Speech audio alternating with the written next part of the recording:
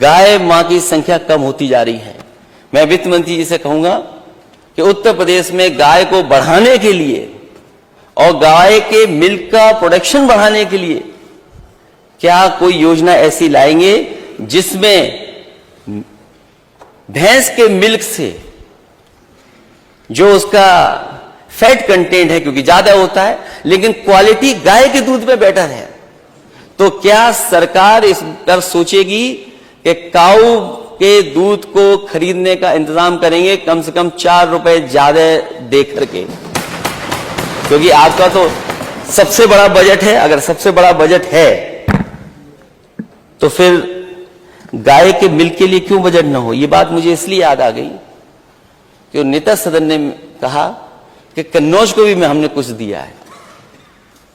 मैं नेता सदन से कहूंगा कन्नौज की पहचान इत्र से है, गोबर से नहीं है। इसलिए मैं नेता सदन से कहूंगा वित्त मंत्री जी ने पैसा नहीं रखा है उसके लिए। हो सकता है इत्र से आपको लगाव ना हो,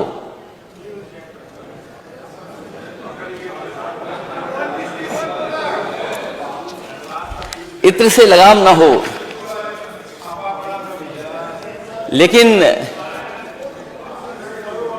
लेकिन खुशबू हर एक को पसंद है। और मैं तो कहूंगा दिल्ली से एक हमारे माननीय सदस्य हमारे साथ भी रहे हैं, पीडब्ल्यूडी सबसे बड़े विभाग के मंत्री हैं, इत्र के बारे में तो बेहतर समझते होंगे, क्योंकि दुनिया में सबसे बड़ा मार्केट अगर किसी का है जो और चीजों का, तो इत्र का भी बड़ा मार्केट है। वहां पर मैं एक परफ्यूमरी पार्क बनाना चाहता था, क्योंकि ट्रेडिशनल है, चीजें ट्रेडिशनल है, बहुत हजारों साल पुराना कारोबार है वहां का। इसलिए जो बना पड़ा अधूरा परफ्यूमरी पार्क है, हमें गोबर नहीं चाहिए, हमें अपना परफ्यूमरी पार्क चाहिए। और कहीं ऐसा तो नहीं नेता सदन, आप जो गोबर वाला प्लांट देने की बात कर रहे हो बायोगैस का, वो कहीं शिलान्यास समाजवादी सरकार में तो नहीं हुआ था? मैं देखता था माननीय नेता प्रतिपक्ष को, एक तरफ किसान की बात कर रहे थे, दूसरी तरफ उन्हें गोबर में बदबू नजर आ रही थी। कैसी विडंबना है। गोबर तो हमारे यहां गाय का गोबर तो बड़ा पवित्र माना गया है, और मुझे लगता है कि थोड़ा भी नेता प्रतिपक्ष हम लोगों से नहीं मानते, हो सकता है वे पूजा ना करते हो, लेकिन मैं वही आ रहा हूं। मुझे लगता है कि अगर आपने चचा शिवपाल जी से ही कुछ सीखा होता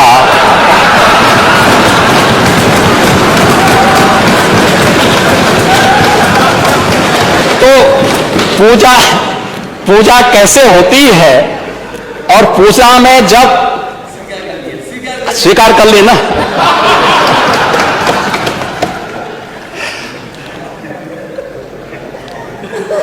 आप देखते होंगे घरों में जब पूजा होती है हर एक जगह मूर्ति नहीं होती। हाँ, गाय का गोबर, आप इसीलिए यही चाचा के संपर्क में आने का परिणाम है ये।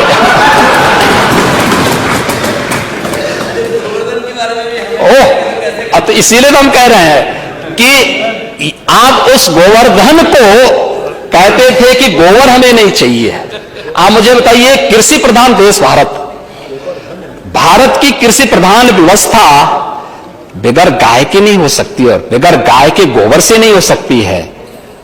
गाय के गोबर यानी ये पूजा से लेकर के, संस्कार से लेकर के, भारत की कृषि प्रधान व्यवस्था को जो हम लोग नेचुरल फार्मिंग के नए कार्यक्रम को लेकर के आ रहे हैं, ये नेचुरल फार्मिंग के साथ में तो चाहूंगा आप में से बहुत सारे माननीय सदस्य इसमें किसान हैं, प्रगतिशील किसान हैं।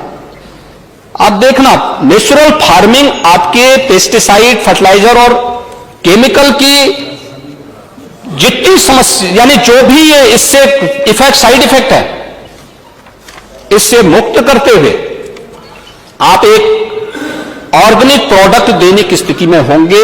और ये नेचुरल फार्मिंग बगैर गौ माता के संभव नहीं है, और सरकार उसको उसी दिशा में आगे बढ़ाने का काम कर रहा है। सरकार उसी दिशा में इस कार्यक्रम को आगे बढ़ाने का कार्य कर रही है।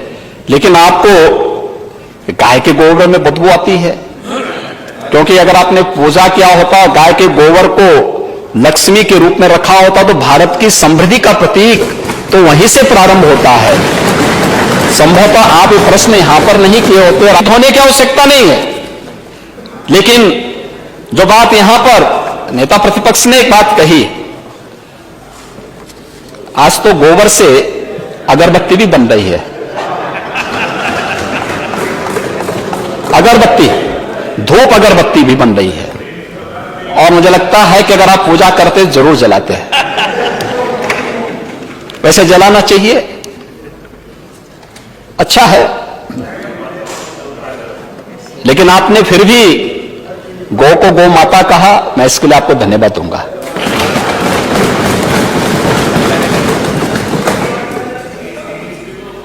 और गौ की रक्षा होनी चाहिए।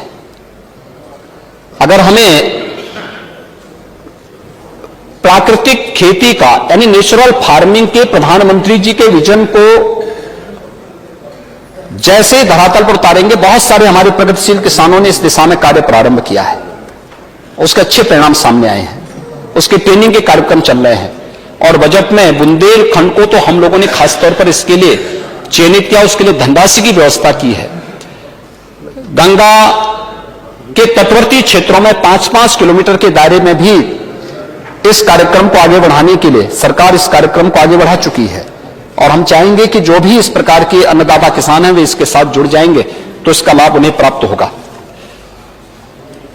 गाय के गोबर से अब तो बहुत कुछ प्राप्त हो रहा है, वो स्वावलंबन का आधार बनेगा। यानी केवल नेचुरल फार्मिंग ही नहीं, बल्कि बहुत सारे ऐसे प्रोडक्ट भी उससे बनाए जा सकते हैं जो हर एक किसान का और पशुपालक के जीवन में भी व्यापक परिवर्तन का कारण बनेगा। केवल दूध पीने तक ही सीमित मत रखिए।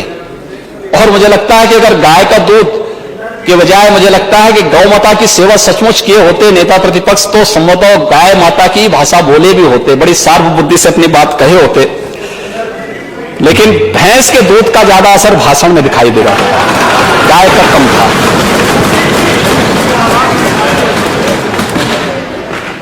लेकिन फैट कंटेंट की जिससे बहुत सारे लोग पसंद करते हैं, और उनको जिस रूप में कार्य करना है तो लोग बोलते हैं तो भाई जिसकी लाठी उसकी भैंस, तो लोग उसी तर्ज पर काम करने में ज्यादा विश्वास करते हैं। इसलिए